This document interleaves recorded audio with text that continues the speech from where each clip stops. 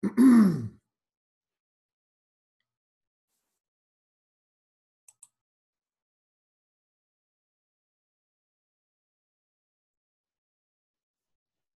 are you there?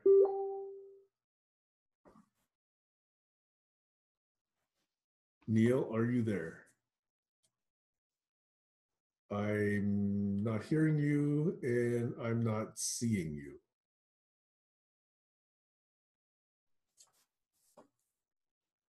Hello. Now I can hear you.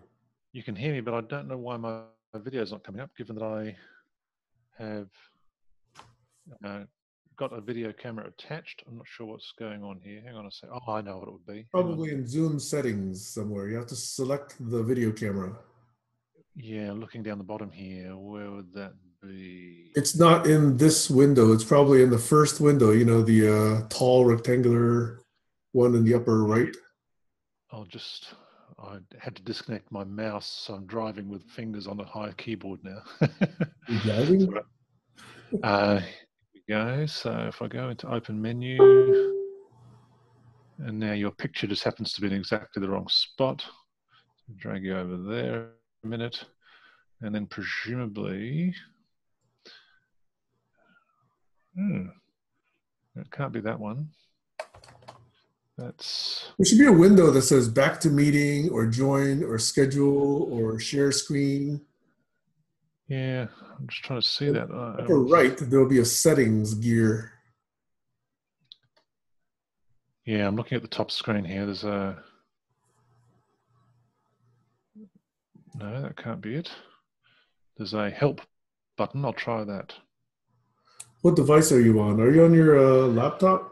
I'm on a laptop, Lenovo laptop. Okay. And so, yeah, so it should be as simple as... I did it the other day for Skype, but I can't see where the right button is here. I think you have two Zoom windows, right? One where you can see me, and one that says, basically there's about 4 or 5, yellow or blue buttons. No, I've got one that says, please click OK if you see the system dialog. No, if you do Alt-Tab, you should find another Zoom window somewhere. Alt-Tab? If you're on a Windows machine, yes. Hold down. And must have more windows open than I thought I had open. Yeah, there will be two Zoom windows. One is this one where you see me. Right. And then there's another one that actually has 4 or 5 large buttons. That's the one you're looking for. No, I don't have one of those. Try that again, see if there's more windows open than I thought up the top here. There probably are. I've got more windows open than I should have, whether that's the one I'm looking for. So I'm just trying to, yeah, it's interesting. I'll just blow up your screen again if I can, if there's a way of doing that. All right, let's go full screen. Now I've got the one here with your picture in the screen, and it's got all the menu options like invite participants, share screen. Right, you don't want that. Why don't you minimize that window? Yeah. And then look for a different Zoom window. Yeah, the other one I've got here is the main one that I came in through, but that doesn't seem to have any other buttons on it. What you want, right? There should be a settings gearbox in the upper right.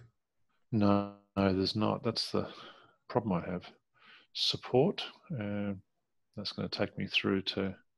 Oh, hang on, here we go. Popular topics, audio, video sharing. So that might be... This is in support though, so it's not...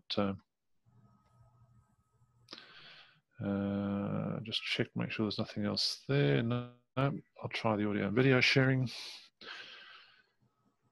My video camera isn't working. Click on that, see what happens. That sounds promising. Yeah, if your camera's not showing up in the options list in settings, how do I test my video? Here we go, let's see if that works. Yes.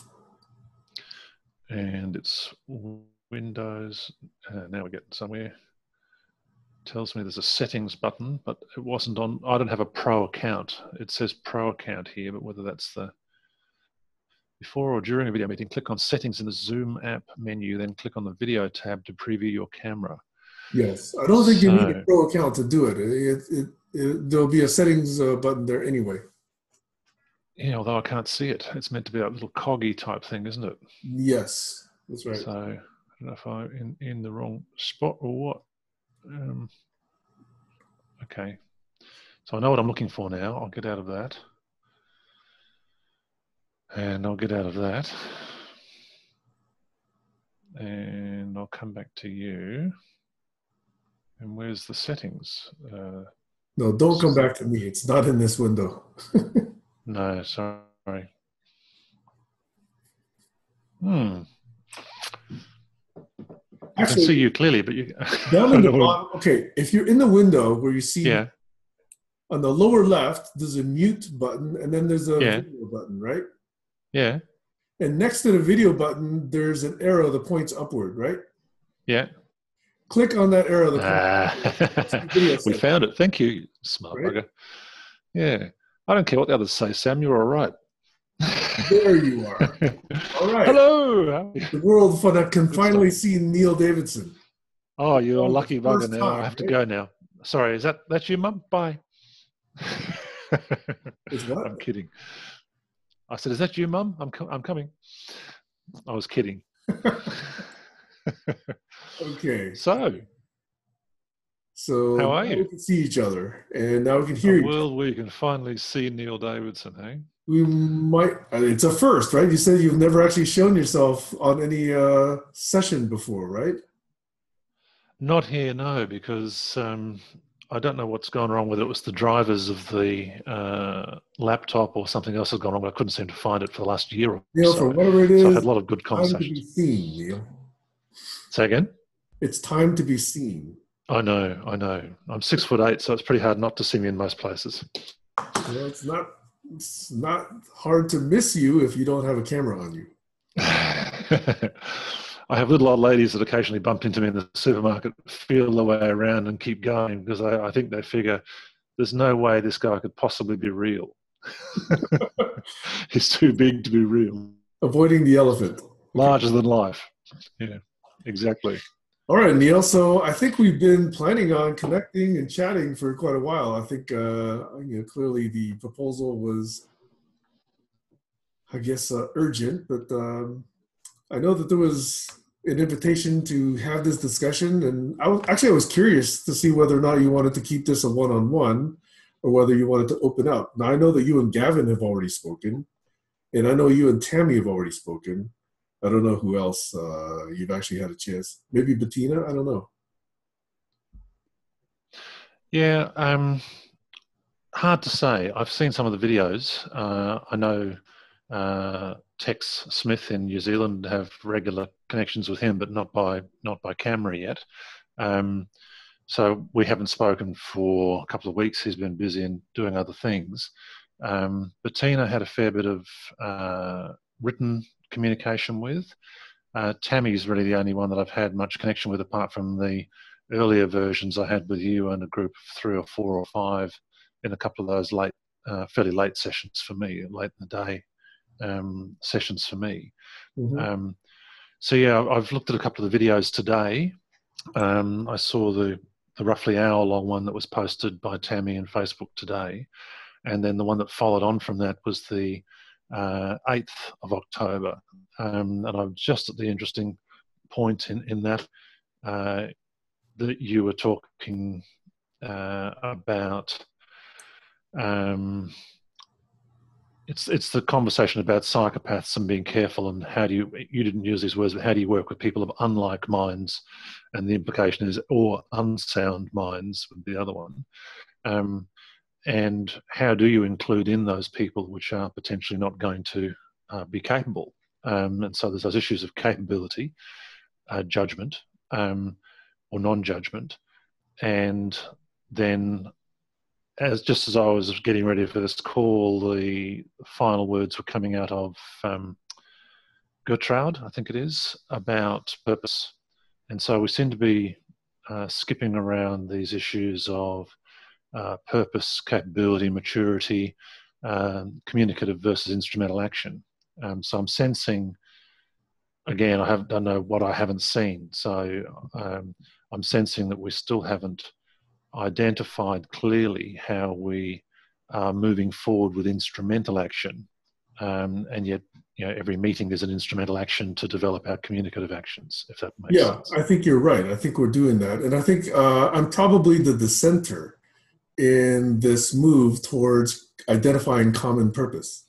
To me, I think that's unnecessary. To others, I think it appears necessary. And so, I clearly am opinionated on that matter. Not extremely so, but, I have some things to throw into the mix.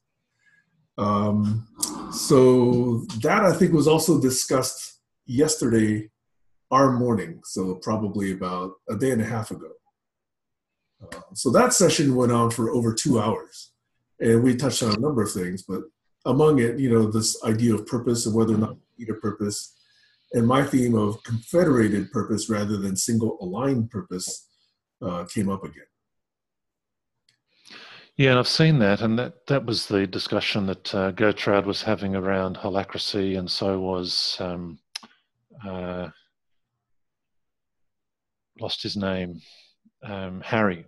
Harry was saying the same thing, and I saw it in one of the earlier videos today that there is an opportunity to have an overarching purpose, and within that overarching purpose, that we're all here to save the planet, or we're here to do something useful for humanity, or try to avoid the next extinction, or we're here for entrepreneurial purposes to make money out of apps or whatever it might be.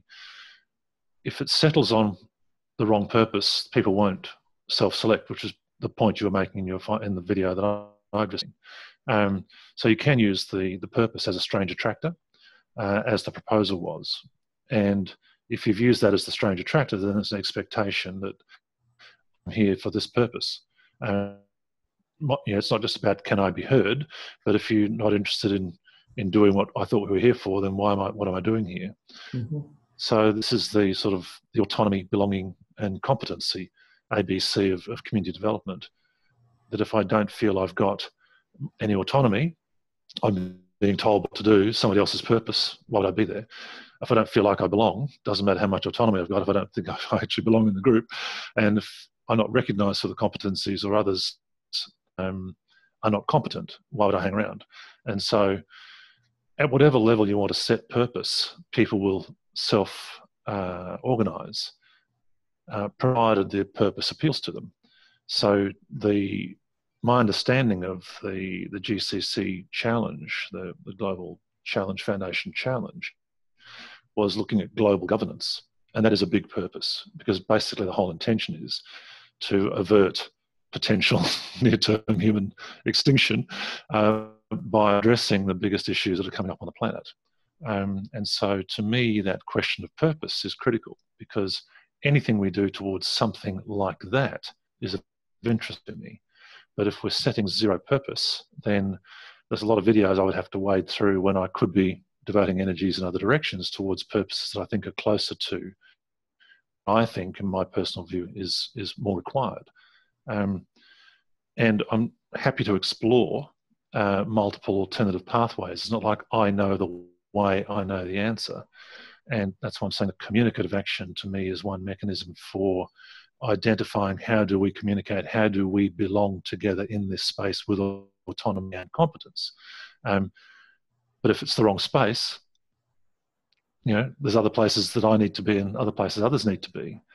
I haven't seen the 2-hour video that you're mentioning. I was looking at just check. Actually, it might be the 2-hour video. I can't drive that way. Hang on a sec. The one I was looking at. The 2 hours. Yeah, it's the 2-hour video. October 15th, I believe. No, there's another one here that was 1 hour and 58 minutes on October the 8th. So again, it's another 2 hours. So I've watched 3 hours of video today, and I'm still not sure if I'm in the right place. So what's the purpose? That's a question, I guess. And if the purpose is nowhere near what I think my competencies apply themselves to, so long, thanks for all the fish. Love you guys. I love what you're doing, and I do enjoy watching the videos, but I can't afford to take those huge chunks No, to I try and totally find a understand. purpose when Oh, we may or may not be able to define a purpose if we actually had a process. right. So, No, I do understand that. And that's one that affects everyone's life and time, so that's exactly. important. Um, I'll speak personally. Again, that Mm. was for me, the global challenges was an opportunity to see if we could embrace and exercise ourselves the seeds of a governance model that could possibly scale. Mm. And I think we're not extremely successful in that, but we got something put together. And so, what's interesting as a side product to me is there's a community of people who seem well intentioned, who seem to be somewhat experienced and have seen things, have learned things, are interested in sharing some of those learnings, and some of whom still are interested in developing a community to try and develop those governance models. So that's what I see. So for me, the interest now is in the community and whether or not that community can actually form and set itself up to essentially create a culture where we can get the best out of everyone and everyone feels like they're giving it their best and is being seen, being heard, being acknowledged. That's what I'm wondering whether we can create. Yeah. Keep talking. I'm just going to lean across and close a window that's just banged open just a sec. Okay. If I can get my hand through that little gap. Yeah. So it is the hope that that community creates, as it forms itself, a governance model. Yep. And as we scale, almost by definition, that governance model needs to scale. Now, if we aren't able to scale, if we hit some roadblocks, if we, hit dissension, if we hit disagreement, if we don't know how to get across that, then we're in no way, in no means qualified to, create or present that governance model. Hmm. So my question is, can we scale? Can we, grow? And can we bring in other people's good ideas and still meld them with all the good ideas that already have been brought into that group? And can we scale that process? That's really my question. Well, obviously, yes, you can, but it depends on who's in the room. And, when you scale the democratic process with, particular audiences, you get Trump. So, if the governance model is then governed by somebody who's been elected who has no systems empathy, then you don't get the outcomes you need for the planet. So the question then becomes, is what you're trying to scale systems ethical in its DNA, right? Because if you're creating a technology or a machine or an app or a mechanism that enables people to collaborate but to do the wrong things righter, then it's actually against living systems intentions. And so to me, a driving purpose would be anything that was aiming towards life-giving regenerative mechanisms on a planet that my children and my grandchildren potentially could inherit in the time available. So time is the main priority we have.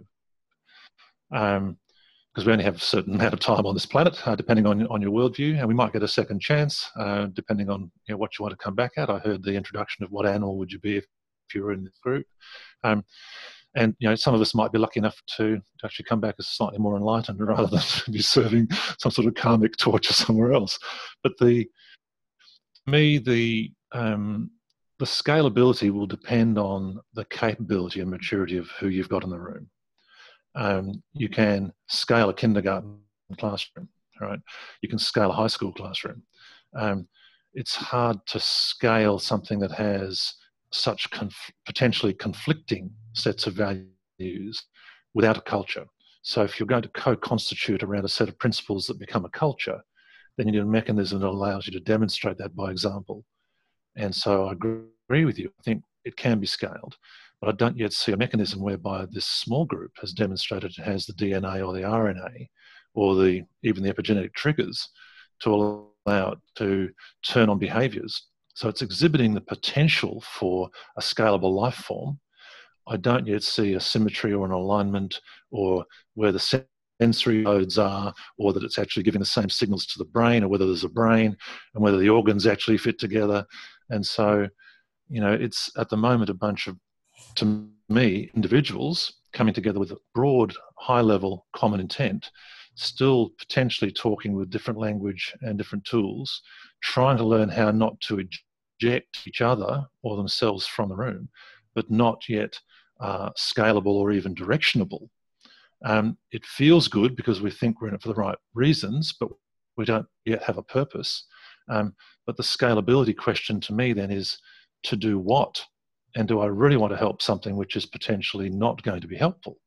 And that's been the reason I've pulled out of a couple of groups in the past, is that it became evident that it was being steered in a direction where my energies were going to be used for ill, not good. And I'm not saying that would happen here, but that again is the, if you're building scalability by number, then that would be one less number.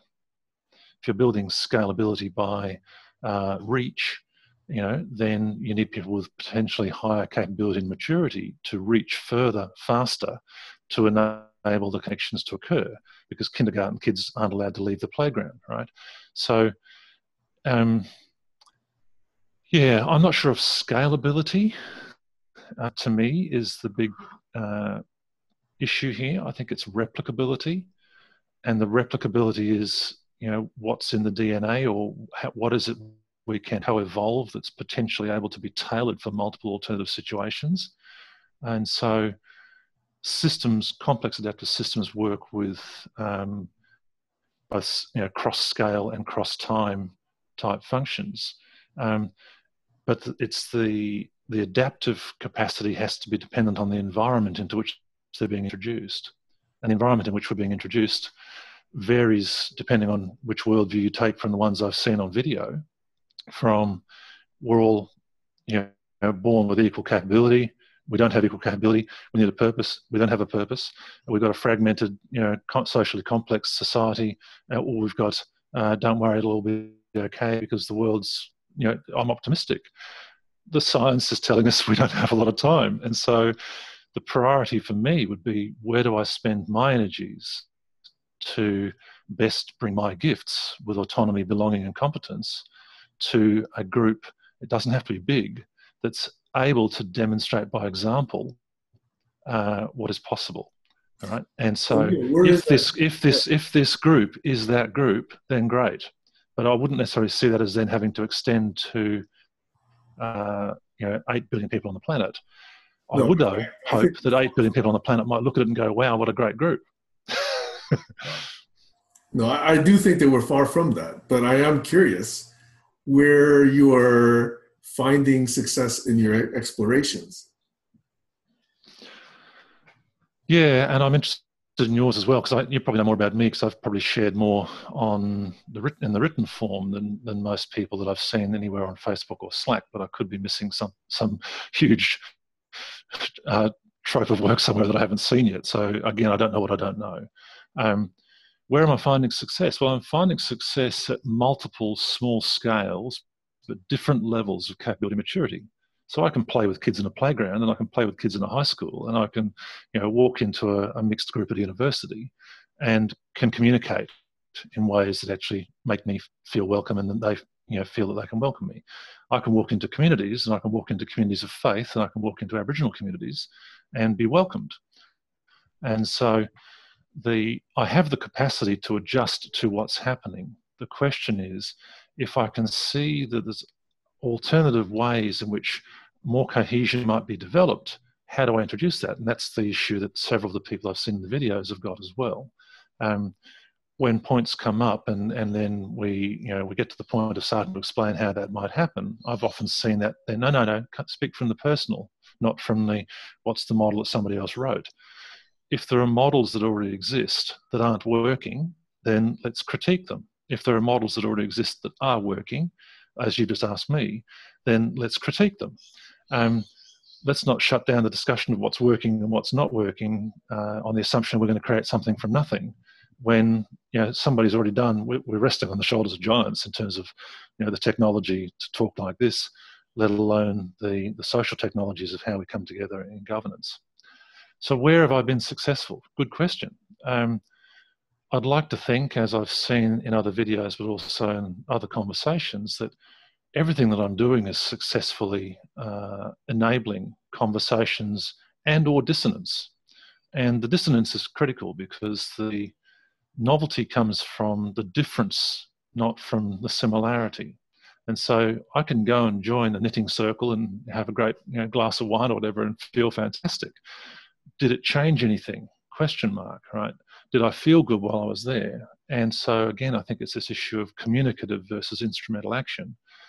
The communicative action is critical to engaging at whatever level is the center of gravity for a group.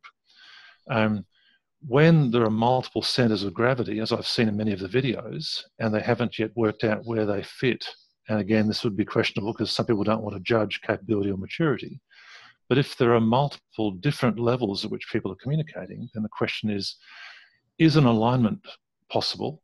And if not, are they going to separate into several small groups, which might be multiple groups with individual purposes?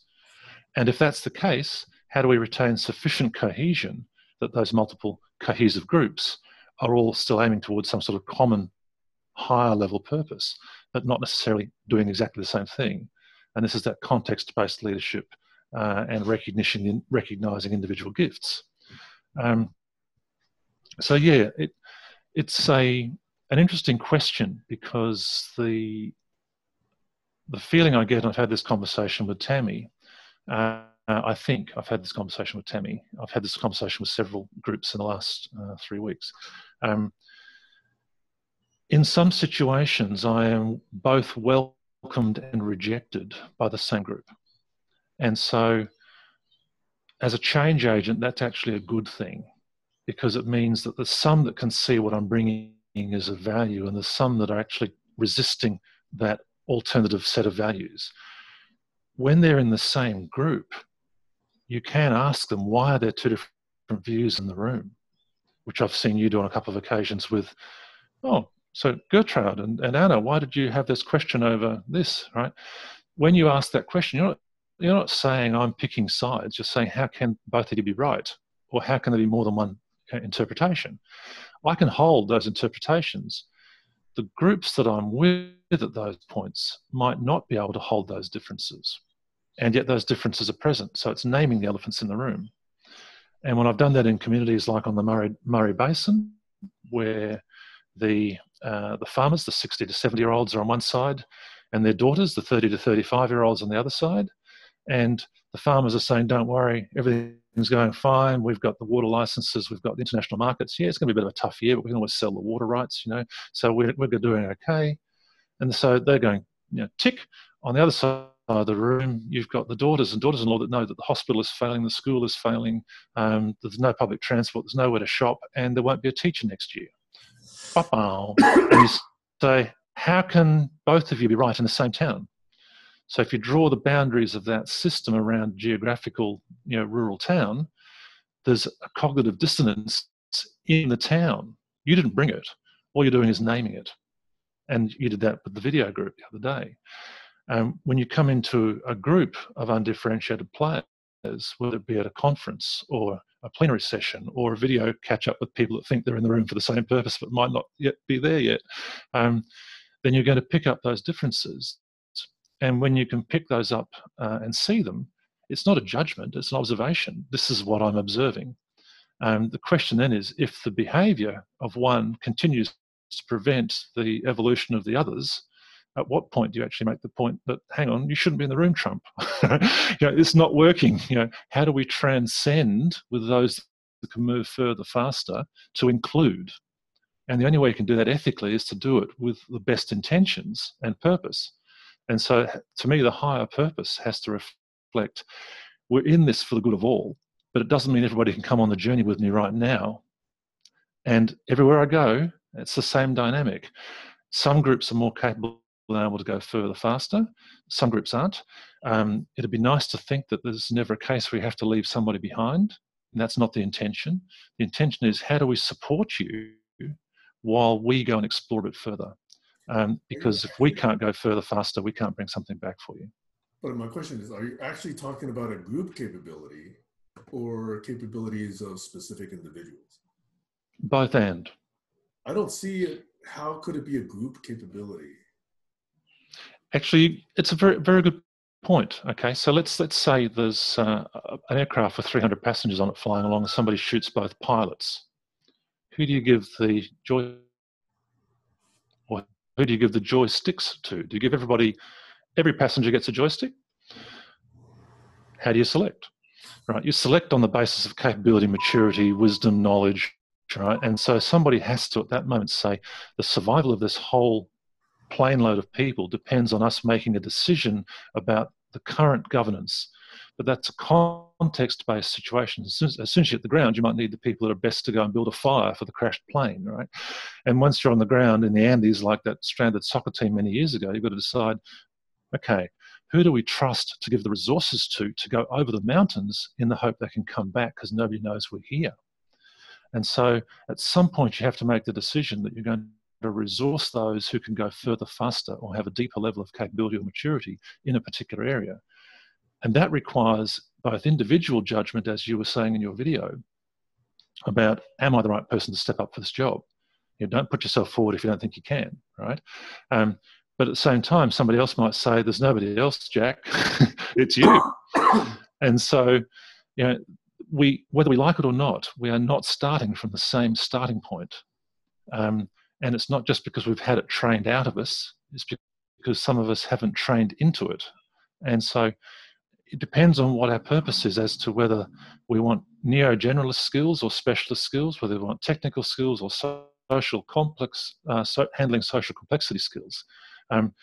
It matters that we have people that have 5 years experience of working with the people that wrote, you know, Holacracy and Frederick Laloux, not that we can read the book, right? It matters people with experiential knowledge of what doesn't work beyond the text, not just what works or looks like it works from the text and the stories told. And so if we can't honor those differences, we don't have the diversity and the novelty in the room. So if we're all assuming we're starting with the same slate, we've got a problem because we're not. And we don't necessarily want to measure everybody against a rubric, but we do need to understand who's good at what and how do we align them, because that's how you build capability and maturity collectively. Otherwise, you hand a joystick to everybody and see where the plane lands. And, you know, it's a democratic decision, and we're all wrestling with the joystick, which is the problem with our current democracy, which is why the Global Challenges Foundation asked, what are we going to do about global governance? Because it's not currently working under what's meant to be Western democratic rule. That's just my take on it, but yeah. Mm-hmm. So I would say that we are far from being that purposeful that you would find it easy to make that decision. So I don't think we're at all that mature yet as a group. So I'm curious, you know, how we will actually create that and who will be around to actually create that and who is actually not going to create that and just sort of wait and see if it gets created. So that's a decision also. So for now, at least, I'm in there trying to see if we can create that, and I can be one of the people that create that. I don't want to be the guy that creates that. I don't think Tammy wants to be and you heard that conversation. Yeah. I do think that being part of that process and part of the group that tries to identify and explicate some of the values or some of the principles or protocols that we really want to have in the group, you know, that's something I would like to participate in. Yes, I agree. And I would imagine there's many others that are still watching, lurking, not contributing, who are already involved with 1, 2, or 50 groups globally doing exactly the same thing simultaneously. So again, the question then is, where does the energy go? You know, the attention goes where the energy is, and the energy goes where the attention is.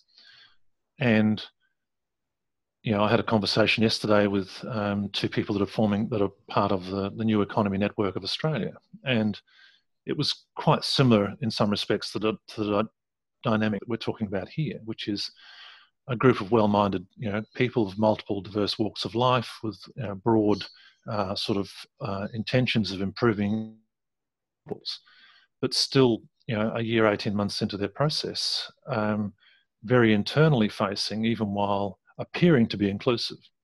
I don't see a model for community engagement, for example. And ultimately, the economy isn't going to work inside the group. It's going to have to work with real communities. So if you're backcasting from a successful model, what would the successful model look like?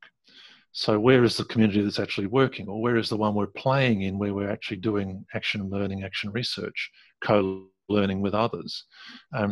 We can co-learn inside the boundaries of this circle for quite a long time as a small group of 8 or 10 players that occasionally get together by video and think, wow, that was a deep little insight. And I love those insights. It's not that I don't. But that's not necessarily shifting the collective. And this comes back to your point before, is it the whole group or the partial group? Because the groups will self-differentiate according to level. Level being whatever level, whether it's level of topic interest, level of expertise, or level of capability and maturity. And there's only so long that you can play with a group that's not getting it before you realise I'm actually wasting my time. It could be spent elsewhere. That said, a lot of what I've done in the last 10 years has spent time that others thought I was wasting with groups that I wouldn't have done if I had something better to do. And so if you've got discretionary time, or in my case, unemployed, and you're learning through real deep praxis, through actually deliberately engaging and trying to make it happen. I've got heaps of experience of working with a bunch of people at multiple different levels, from frustrated entrepreneurs that were trying to build electric inner wheel hub motors, 15 years ahead of the time, through grant applications, through alternative governance systems, through university entrepreneurship classes, etc. And in rural communities and in community gardens and everything from global down to very, very small local, and through lectures in classes and school kids' classes and so on. I can walk in all of those places. The question is, where is my priority time best spent with my gifts given this urgency? And that's going to be the question that anybody that wants to join this group is going to ask. Is this the place for me to spend all my time and energy? Or is there a better boat that I should be on? Or are we still designing the boat? Or are we still arguing over where the boat is or whether we want a boat? And so I agree with you. I don't see it as one boat. And you would have seen some of my models about bridge of boats. If we accumulate around the boat that we feel comfortable on, and we believe it's seaworthy enough for the conditions that we anticipate, and we're with a bunch of people we trust, and it looks like it's got the right machinery and the life jackets and a crew that we can trust, get off it. But if somebody sailed along with a boat that looked pretty much the same, but like the newer version of, and had a trustworthy crew and somebody you knew that had already gone there, and why wouldn't you step across the gunwale? So I don't see it as you have to be on the one boat. I do see it as aligning the boats in a bridge of boats. But each of those boats is a little whole in itself and can be completely self-functioning. But the guiding function for every part of life on the planet is system principles that are generative for life. And so you still need principles that work within the biophysical laws of nature, and you still need systems that work within the limits of a finite carrying capacity, especially if we keep destroying our regenerative resources and our renewable resources. And so, to me, the systems ethics at that global scale, the mundo scale, are the things which guide whether the others are in alignment. And then you're free to do whatever you want, but don't expect me to be on your boat if I see a better boat. And if you need me to help you design or fix your boat, then I'm happy to do that. But this boat, I've never seen this boat before. It's a completely new boat. Wow, can I join it and see how it works? And so I see similarities between that sort of bridge of boats analogy and salmon swimming upstream. You can't see the next pool until you make that leap of faith. And you don't know where Jack's gone until you get to the next pool. Oh, shit, you're up here, Jack. How'd you get here? And so to me, that could be likened then to enlightenment or different levels of capability and maturity or whatever it might be. Until you make that leap of faith in terms of your own capability, you don't know what the next stage is. But there might be somebody standing beside the pond saying, hey guys, there's three or four more ponds up here. You guys got to get up here, Oh, shut up, we can see the pond. We know where the pond is, we know boats. Right? And so The challenge is when people that can see more are being told by those that can't see more, right? Then what do you do? Because if you have a bigger perception or deeper knowledge or greater capability or have been on this road before, how do you bring that knowledge to somebody who doesn't want to hear it? Now, you've got to listen very deeply for those signals, but there's a point at which you have to also be a little bit insistent to be heard for what you're bringing, not to be told, we've already got it. Because if you don't, then nothing changes. And so this is the how do you disrupt coherence compassionately stage.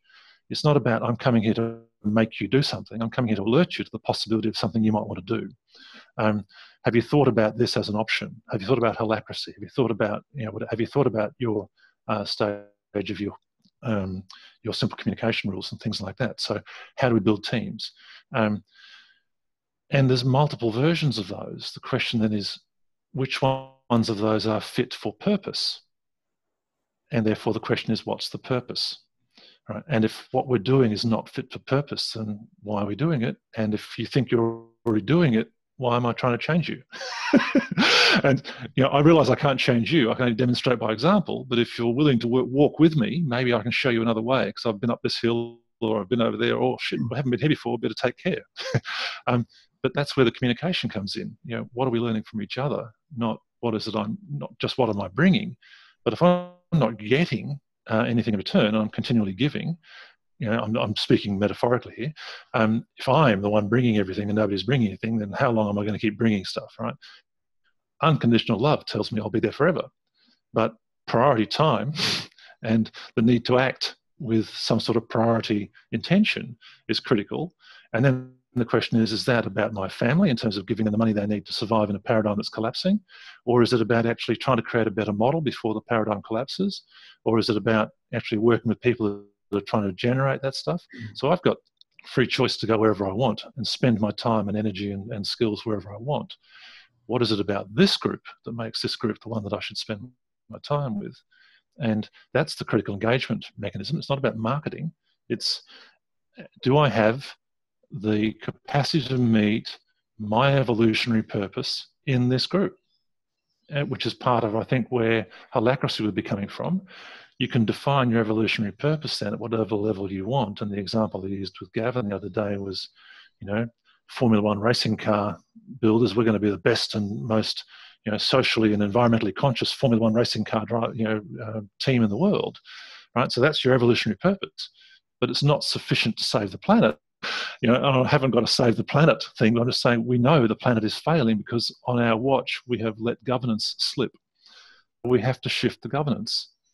And if we don't shift the governance through self-exemplar and assisting those who can't yet see how to do that, then what are we doing here?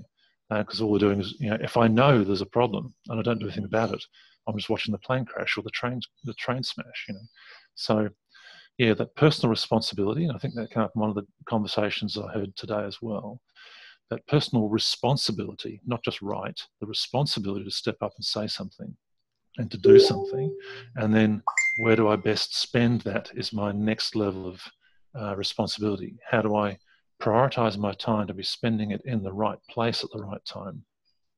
Forgive me, I'm prattling on 19 to the dozen, but I hope it's making sense. I'm watching your nodding and I'm assuming that it is making sense. I'm not going over your head. No, I completely understand. And I actually am trying to express how I'm thinking orthogonally to the ideas that you are presenting.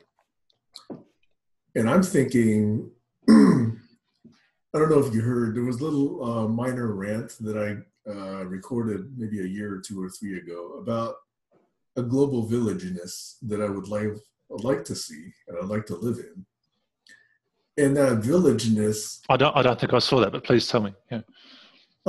In short, it's a villageness where I actually know and care about the people around me, and the people around me know and care about me.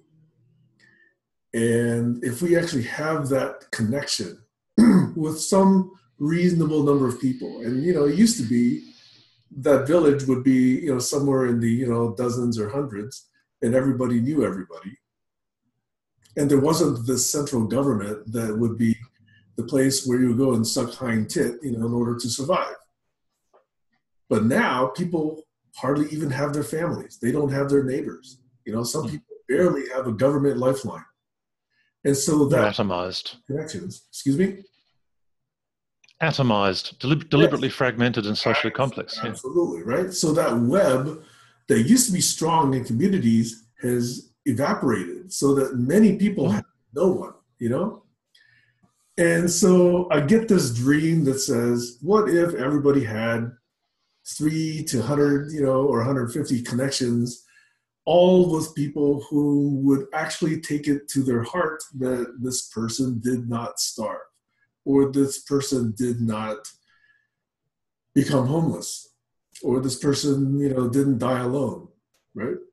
So if I want that, then I want to connect with people who want to be that way. And if we find such people, then I would want to create that way of being, that way of creating community and culture. And if we must, call it a system of government or a governance model that can allow that.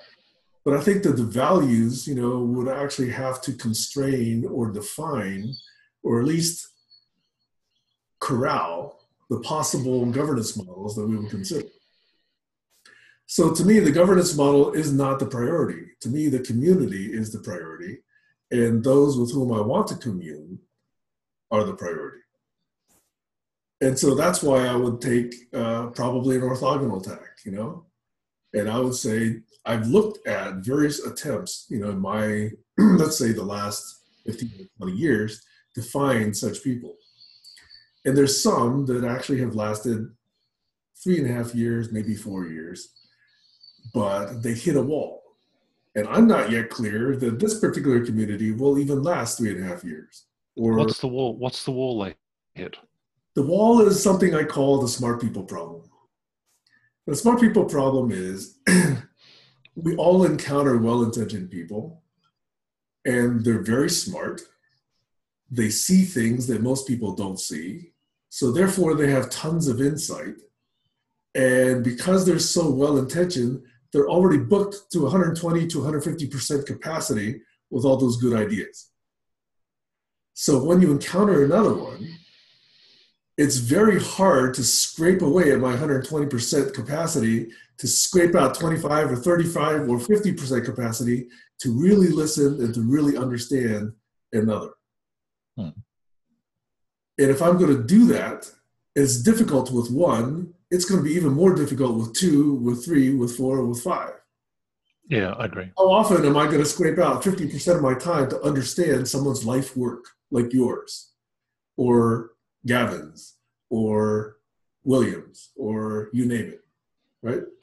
So I think there's a generosity required that is very difficult when you get smart people together and try to say, hey, you know, let's do something together.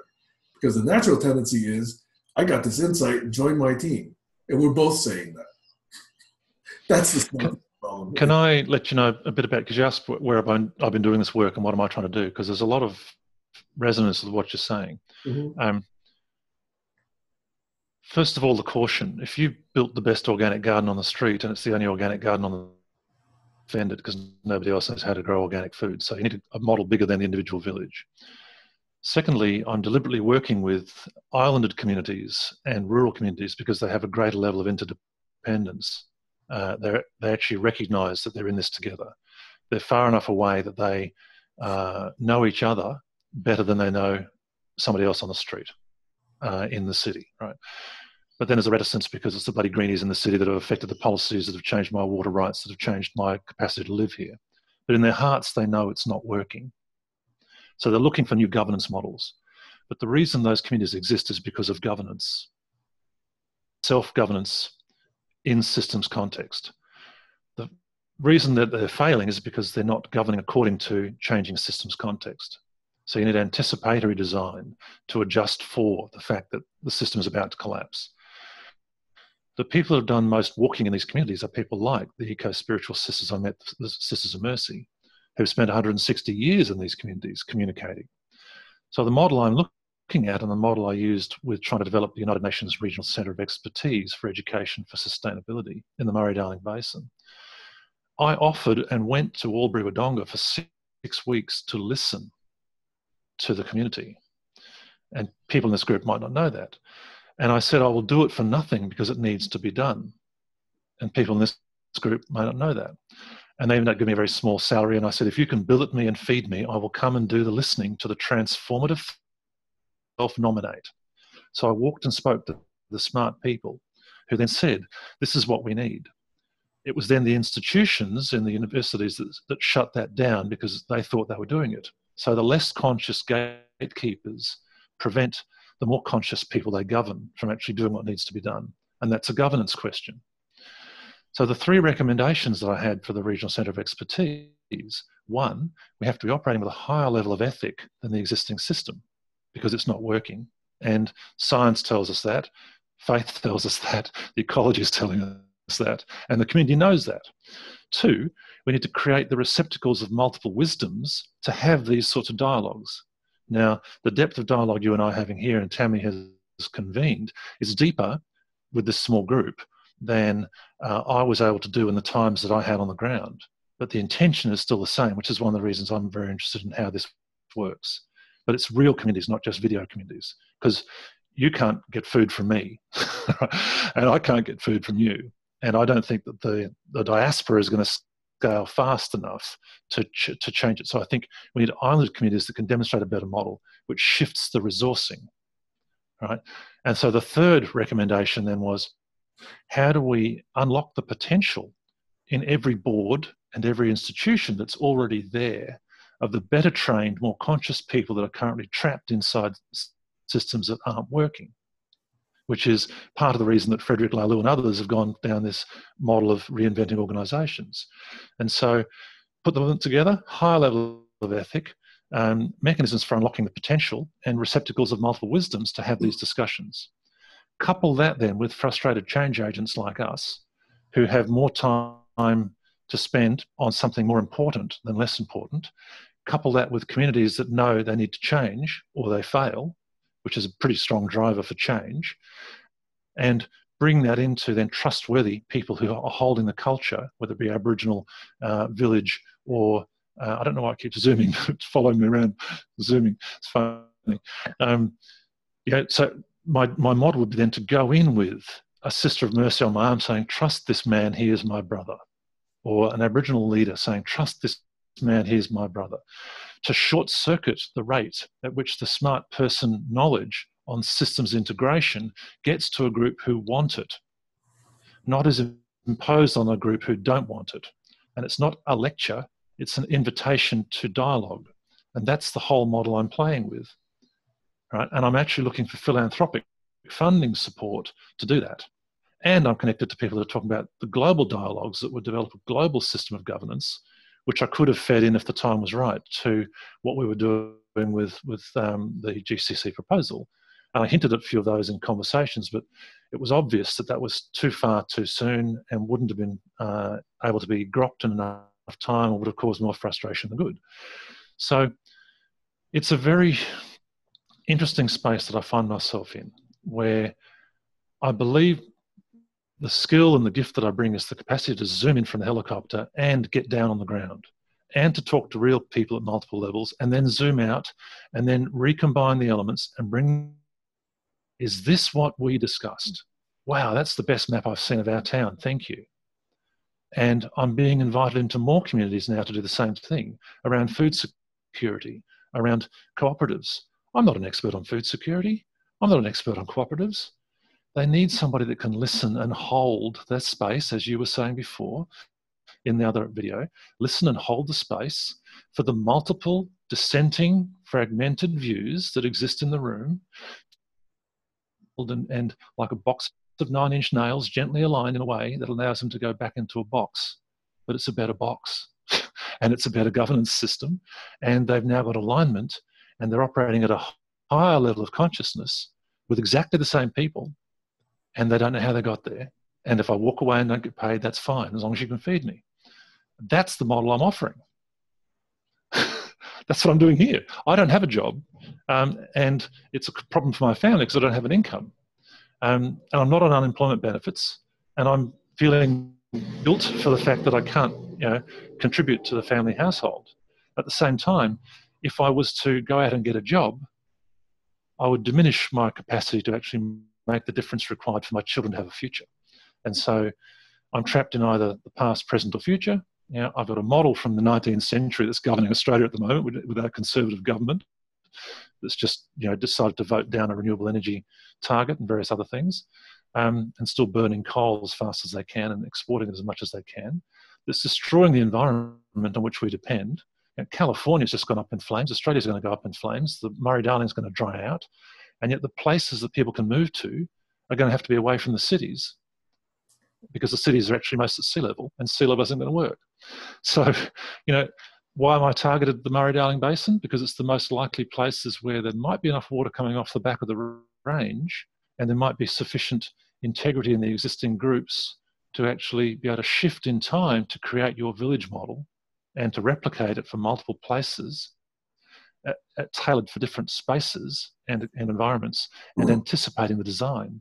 And all of that is around anticipatory whole systems design and building a systems design alliance that uses action research, action learning, and engagement to rehabilitate the land, heal the communities, and co-design future governance models. That's what I've just done for philanthropists, and said, what we're doing is that you've got to start with what's not working, because if you don't show them there's a problem, why would you do it? If you show them there's a problem, they're either going to turn off or turn on and go, oh yeah, this guy's got it, But everybody's telling us there's a problem, so we already know that problem. Okay, so here's a solution. Hang on, this doesn't look like a hero solution. This is like a host solution. This is a person trying to host conversations like Tammy is. This is a person trying to host community conversations like I am. And they're bringing a set of skills that don't exist as an external catalyst and not for personal benefit. And to me, that's as close as I can get with my gifts to unconditional love on behalf of multiple communities and a potentially scalable model. And I'll do the same with Facebook groups and other groups. If there's things I can bring, where I don't hang around is if the rejection mechanism and the immune system rises and says, oh, this looks like something we don't like, let's get rid of it. Or I don't understand this, so it must be wrong, let's get rid of it. It's not a hurt for me. I'm hurt because of the relationship time that I put into it. So I'm obviously averse to putting more time into something I can't see an alignment of purpose with. The hurt for me is the hurt for the unborn potential that could have been potentially unlocked if you could get past the less conscious gatekeepers. Mm-hmm. And I think I've just summarized my life. Thanks. Well, but that's, it's really a really interesting space to be in. One of the things that I see very often is that people with solutions don't get enthusiastic adoption from the people who could benefit from those solutions, right? A U.S. election is case in point, So there's something about the presentation of the solution or the derivation of that solution or the ownership of that solution, or even just how it seeps in, how it infuses the community, that is important to the question of adoption. And so I'm curious to see how that adoption is going, because I've seen in systems where people go away and study a problem for 25 years and come back, and I'm not talking about you, I'm talking about at least 3 other examples of people that I've come across. They've all expressed some frustration at not being accepted by the people they're trying to help. Because they did so much in isolation and they did so much deep thought, and they've considered thousands of variables and thousands of scenarios and came up with the best 2 or 3, but there's like hundreds or thousands of hours that gone into it that it's almost impossible for someone to follow, much less understand, much less embrace. Now, I'm not clear that that's your situation. I'm just saying I've seen that in multiple times. So the corollary I am questioning is, does some level of bringing along need to take place, as opposed to say, hey, let's fly in Neil for 6 weeks and let's have him talk to everybody around, and then Neil will come analyze the situation for us. I'm wondering if that approach would have worked for these other people that I spoke about. The which people? Sorry, I missed that. The three others that spent 25 years coming up with solutions for communities. So anyway, the question is about adoption, really, not about whether the system works, not about whether the analysis is correct. I'm actually talking about how does it get adopted and communicated in such a way that it does get embraced. Well, this is why the focus I've got is on education, and also why I'm also focused on listening. I mean, I'm listening to you now, even though you're not speaking, right? So listening isn't just about not speaking. It's actually about observing deeply. And that's why we do the video calls as well. That's why I just got a camera again so that I satisfy all the people that wanted to see my beautiful face. Hi. But let me give you my 2 cents worth on what I think happened, and I know you'll be closer to it than I am in America. But with Clinton, Trump, and Sanders, apart from the deliberate miscommunication and the deliberate fake news and the deliberate attempts to undermine everybody else, Sanders was bringing a disruptive model, but was too far ahead of the majority of the population to be able to communicate it, and then was easily labelled as being too far out there to be able to be followed. Clinton was labelled as bringing more of the same, corporate hegemony, continuation. She's a stable hand at the wheel, but it's going to be more of the same. So the disgruntled, rural players are going to say, well, we don't want that. Trump comes along promising something that can't be delivered in language that makes sense and gets away with it, right? And so this is the challenge that we have, and this is no criticism of any individuals that you might know. When you have a dumbed down electorate that doesn't get systems understanding, doesn't recognize the imperatives, doesn't give a shit about where things go, and thinks they're actually getting a benefit for themselves, that's a level of worldview. And the level of worldview is the stuff that I'm playing with these communities I'm working with. When I go into a community, I'm listening first, not telling first. But you've got to probe. You have to say something to test what's possible. If you don't probe far enough, you don't test to see where's the upper limit of the thinking in the room.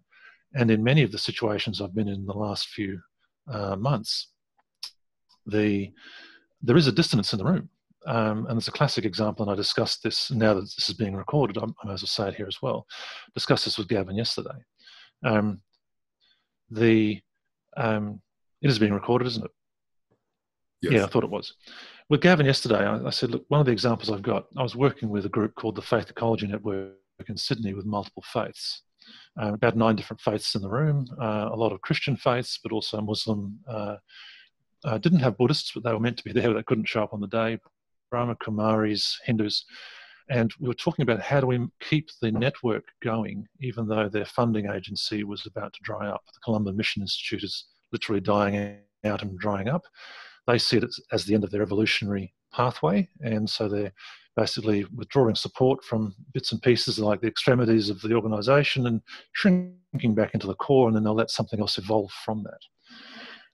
In that room, I knew we had the Australian Catholic University, who had the money to keep the 3-person days per week of this network going.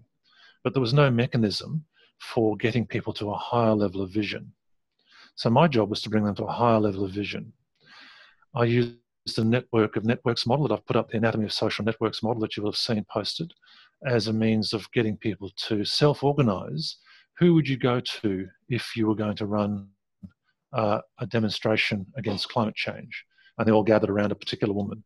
Who would you go to if you're going to run a prayer vigil in Sydney? They all go to a different person. Who would you go to if you're going to organise a scientific forum? They'll go to the scientist, right?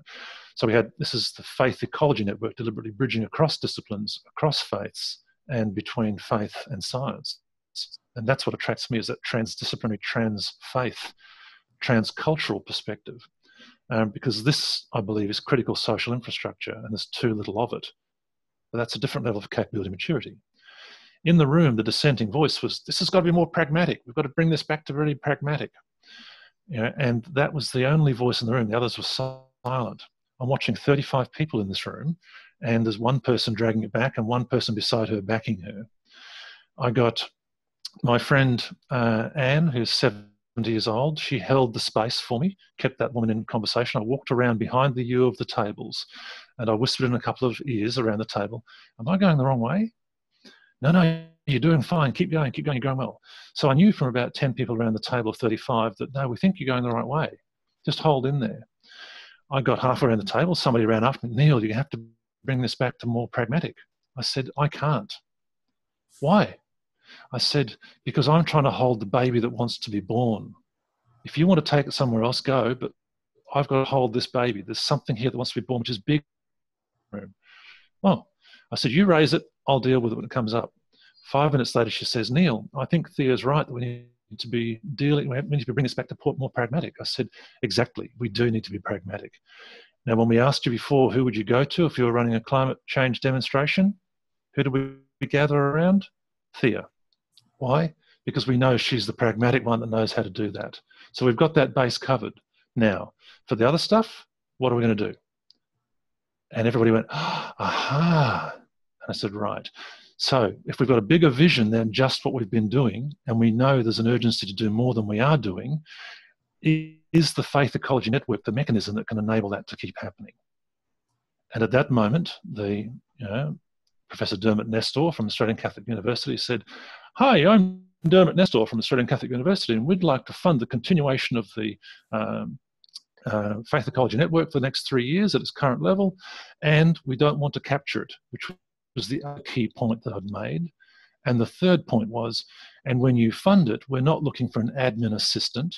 We're looking for somebody with the right level of capability and maturity to hold integrative practice across multiple faiths.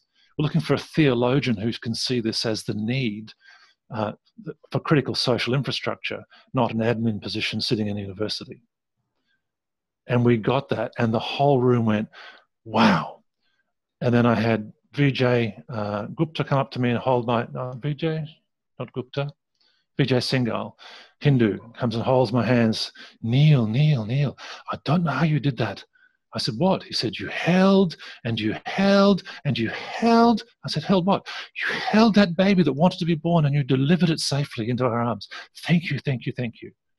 And then Anne said, Auntie Kim from the Kamaragudgul Nation, Aboriginal woman on whose land we were above. We're 14 stories up looking down on the land that was never seeded. And she said, Auntie Kim, would you like to say something about what you saw today? And she said, I saw you bringing the Aboriginality back into it. And so I was communicating at multiple levels across pragmatism, across theology, across science, as a person of non-faith, holding the space, allowing something bigger to be born than was there, holding complexity, and quoting theology and complex adaptive systems from their own texts back at them to hold them in that space simultaneously. And we've now done a successful transition to the next model. So that's a classic example of how, by listening into, but also in that case being caught out for doing a presentation on some of the things which were a bit too complex for some in the room, it challenged them, created a cognitive dissonance, which then created tension, which was then able to be creatively channeled to get a better outcome than would have been possible if we'd all agreed with the pragmatic solution, right? And that, I think, is where my skills are, but it won't come across as that if I'm only heard talking, right? And this is why you've got to be in the space. And we don't yet have that space in these videos. Right, we have a space where we can each look at each other nodding, but we don't have a mechanism where we can share visuals, where we can share content and interact with that in a co-learning environment. So we're co-listening and co-sensing, but we're not necessarily yet co-learning, although we're getting some learnings out of it, is my sense at the moment. So my receptacles of multiple wisdom stuff is altogether out of place, where the common intent is, how the hell are we going to survive this century? Where they know they've got some skin in the game and they want to stay in their village, but they know that that's going to be untenable because the temperature is going to be 53 degrees in 10 years' time. So I think, we're heading to hell in a handbasket, right? The likelihood of us actually surviving this near-term human extinction event is relatively low for the majority of people on the planet, given what I know about the science. I have to hold that grief loosely and not present it to people who don't get it. But I also have to hold it there the potential that I might meet somebody else who gets it, who also has hope because of the entrepreneurial spirit. So I've got to have it there as a card to bring out if needed. I don't bring it out to scare the kindergarten kids. And this relates then to Aboriginal wisdoms as well, that the story is the same. The level at which you tell the story is the same. The level of meaning is different, and you get referred to the next knowledge custodian. And the next knowledge custodian is somebody with a different level of capability and maturity about the same topic. Two small comments on that. So thanks for giving me that detail on the background. I think it was Rebecca Costa with a book called The Watchman's Rattle. I don't know if you've come across this book. No, I don't know that one. Watchman's Rattle is a book about the rise and fall of many civilizations in the history of the earth. And the Watchman's Rattle is this wooden contraption that gets dragged along these the tops of fort walls in order to make a very large racket in case you see the enemy coming. Yep. So that's what the rattle means. And the rattle basically is signifying a threat to civilization. And so her theme is basically, it doesn't really matter what you think caused the extinction of all of these different civilizations in the past. Essentially, it came down to complexity, that these civilizations could manage their own complexity. So that's one theme that I think plays, with the story that you just told me, which is how do you manage to cut across and get people to think differently? And the other theme is, I think, I'll just return to the fact that I think, for me, community trumps almost all else. Because if we're talking about survival... Sorry, I missed that. What was that? Community, in fact, to me, almost trumps all else. Because if you don't understand who it is that's going to be surviving or that you want to survive with, then to me, it's almost independently irrelevant, what model of governments we've got. It's the community that you really want to see survive. And so looking at whether or not that's scalable is a difficult question, because by no means do we say that GCC has to scale to 8 billion people. In fact, I have this hypothetical number, I can't prove it, that says if we get somewhere between 3,000 and 30,000, essentially resonating and cohering and amplifying and supporting each other, I believe that's enough to turn the planet. And there's reasons for why that number seems to make sense to me, okay? But he doesn't need 8 billion people. So I don't think we're out to get everybody. We're just out to get 3,000 to 30,000, in my own belief, who want to create that community, who want to create that model and be the exemplar. So that's what I'm hoping to see out of my participation in GCC. And what I've encouraged everyone else to do, especially in yesterday's call, was to be clear about what it is that they want out of each of their participations in this. Starting with, what do you want? What do you want to bring to it? How do you want us to do things? How do you want us to make decisions? How do you want us to scale? How do you want us to recruit? How do you want us to expel members? How do you want to manage assets? How do you want to handle liability? All of those kind of questions, okay? Because I don't think anybody's in a position right now, especially since we don't believe in hierarchical models today. There's no one that's ready to dictate that. And yes, that's going to cost us some time, but at least I think in the process that we go through, at the end, if we do this right, we might actually have a way of deriving that is transparent and that everyone trusts. And that's what I'm hoping to create. Yes, there are different things that you're trying to optimize than what I appear to want to optimize.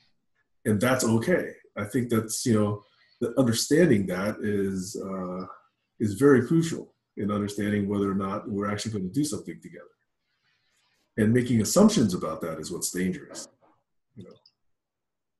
So anyway, those are Yeah. some of my comments. Sorry. Yeah.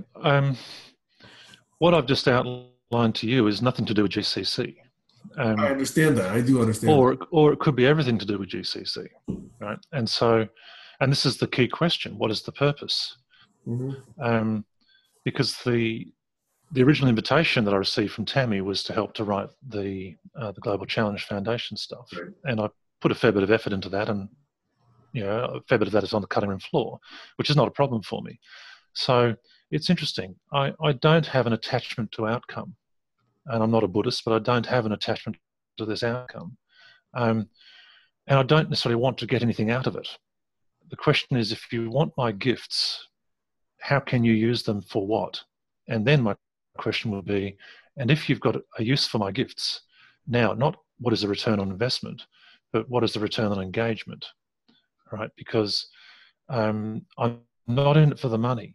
I'm in it for the difference that I can make. And if I can't make a difference, then I'm not needed here, because each of us has, an evolutionary spark, a little tiny bit of time to do something with, and then we get another chance at it in a different recombination of cosmic materials.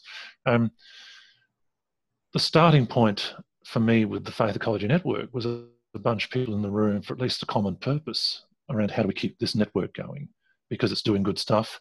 And while each is bringing our autonomous group of faith community players, we know we're here on behalf of a group that don't necessarily get why I'm here yet.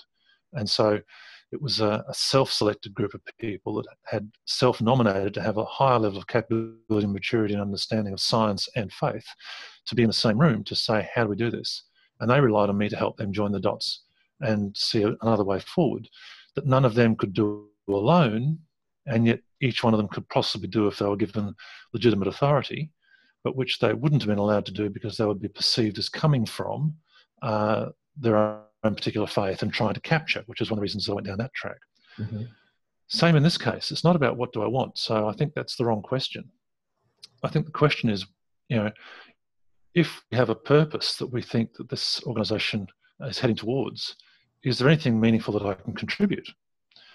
And if that's not welcomed, then why, you don't need me. And if I don't, then you don't need me. And so the question then is, what's the purpose? And if the purpose is close to what the Global Challenge Foundation grant application was about, which is to develop global governance models that actually might address some of the biggest problems. And I've met another chap, incidentally, on another conversation that's also submitted one, but then I think there's about 14,000 applications, so it's not surprising. But he's offered to collaborate as well, and he's liking the stuff that I'm bringing into the New Economy Network group. But in each of these cases, it's, as I've tried to explain, and I don't think I'm getting through, it's not a hurt being rejected. It's a recognition it's time to move on. And so, I'm not pushing to get in. I'm tapping lightly on the door and saying, hey, guys, do you want me to bring this stuff in? Whether it's here or elsewhere. So what I'm hearing is that we are too early in that formulation of purpose. So it is not clear enough for you to understand whether or not it's something you actually want to align with. Now, it may be that after some amount of deliberation, we do come up with a purpose. And then it's like, oh, bingo, that's it. Maybe I got to join that. Or we say, wow, this is the purpose. And, oh, wow, so we really would need Neil. We could go both ways. But I think while we're in the deliberative process, we're not that clear yet. So we can't say, hey, Neil, this is absolutely down your line, baby. So I think that's where we are. I think. No, I get that. Excuse me? Yeah, I get that. And in fact, that's the two models, really, isn't it? Mm-hmm. One is that you define what you're about and then you invite those skills that you need, because you can buy technical skill, right? The skill that you need at the moment is how to handle social complexity. But if you think you've got social complexity handled, then maybe you don't need me right now. But if you haven't got to that point, how much effort and time do I want to put into helping you get to that point if what I'm bringing isn't of value? If you've already got to a point of saying we need those skills, then call me anytime, I'll be there, because this is what I'm saying. It's unconditional love. I'll work wherever I'm needed, right. And I'll do whatever is required. But I can't put myself into a position where the energies are actively resisting, because that's just counterproductive. And so most of my conversation is about how to do no harm, how to not create hurt, not about why am I hurt. And yet it's received as, oh, I see you're hurting. No, I see I am hurting somebody else, and I don't want to hurt.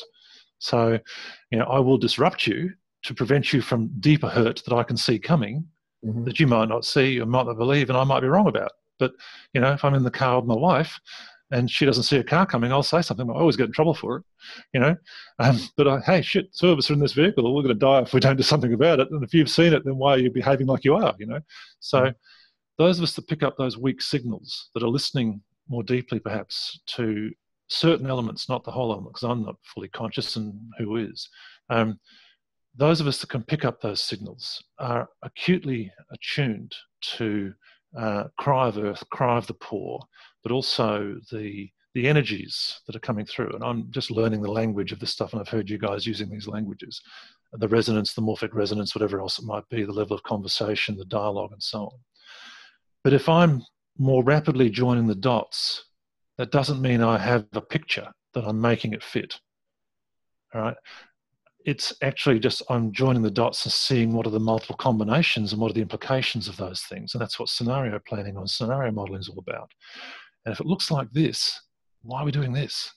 And if I'm wrong, but I don't tell anybody that it looks like this, why didn't I warn them? And so my responsibility is to speak up when what I can do is to see something that I think is real. I might be wrong, but if it's real, we need to know about it earlier to avoid it. That's the challenge. But sometimes that's going to be received in a way, oh, this guy's trying to make us go somewhere. No, I'm just saying that without structure, you won't have an organization. Oh, this is about imposing structural hierarchy. No, it's about bringing functional hierarchy, because people have different skills and different things that need to be done.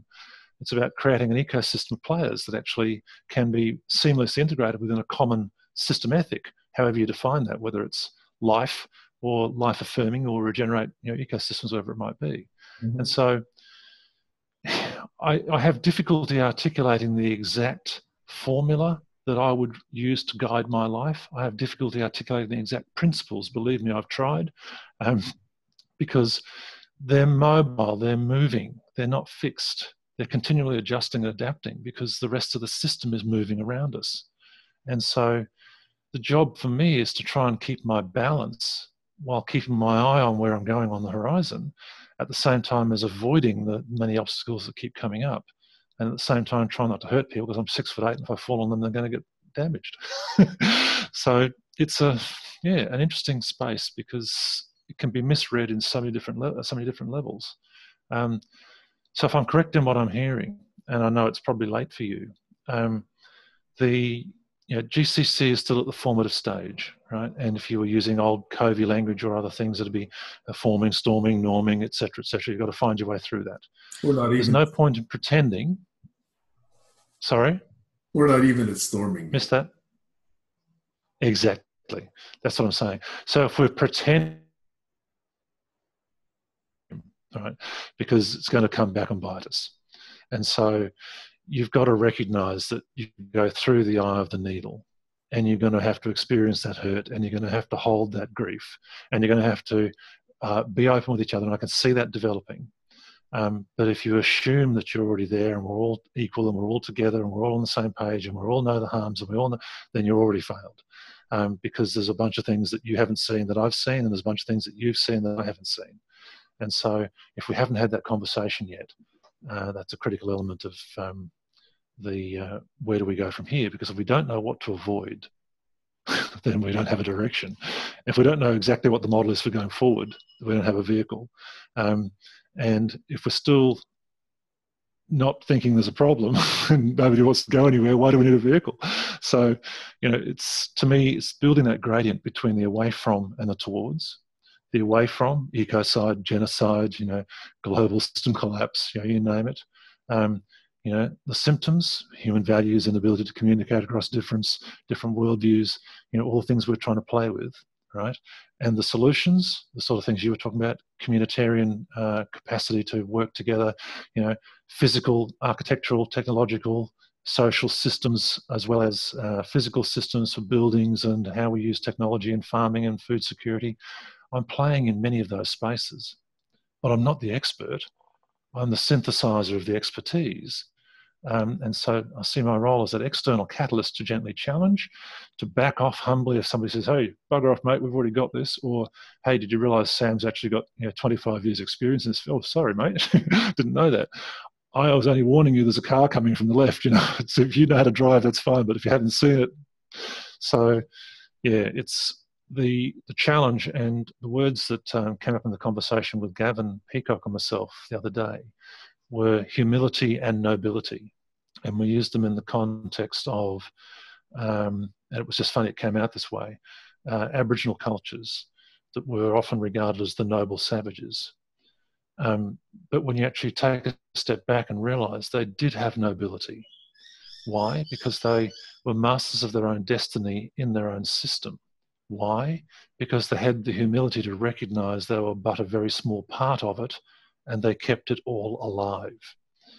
And so the humility and nobility is hard to bring, because if you're bringing both humility and nobility, somebody's only going to see the savage. Somebody's only going to see the guy that's not speaking up, right? And so how do you hold those multiple concepts simultaneously, those multiple potential things that want to be born, those multiple transformational steps and those multiple different stages of evolution collectively in the space?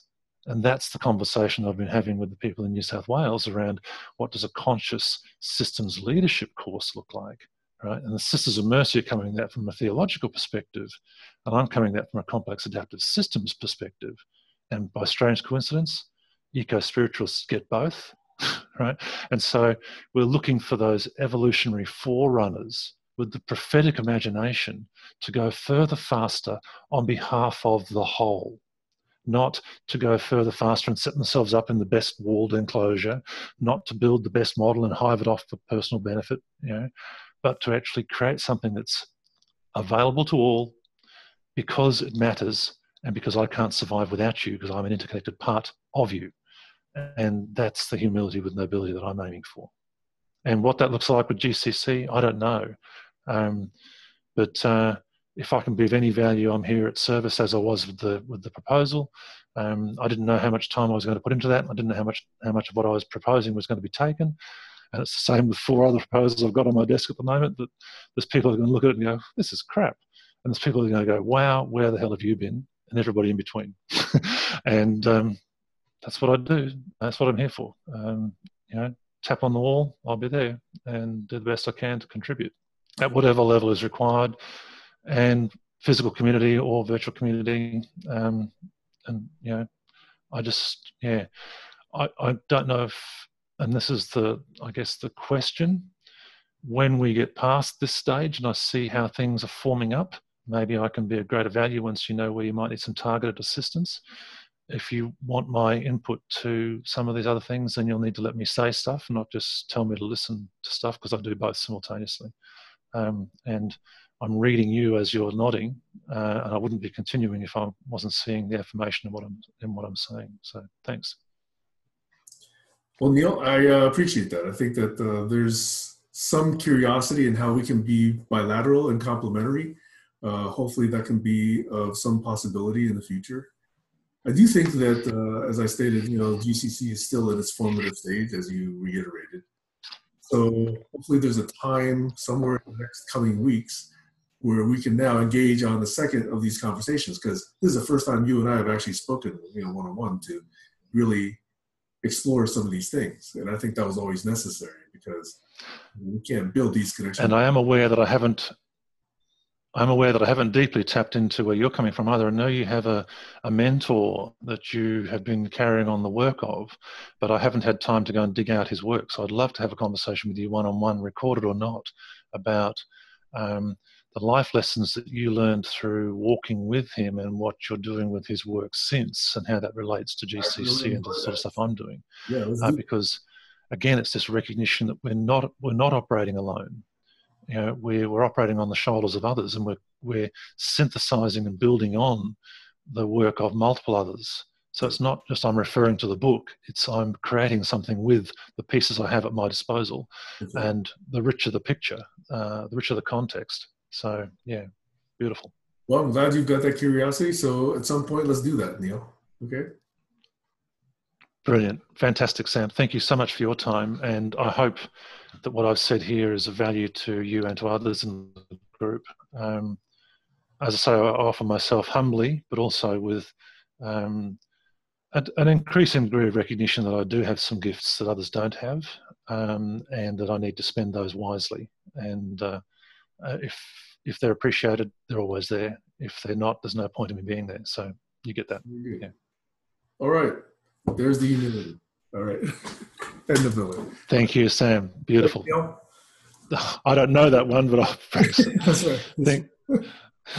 Okay. All right. Thank you. Thanks, you have to tilt at the angle. Is that right? Great. Mm-hmm. Thank you so much. Bye, Sam. Next time. Yes, next time. Mm-hmm.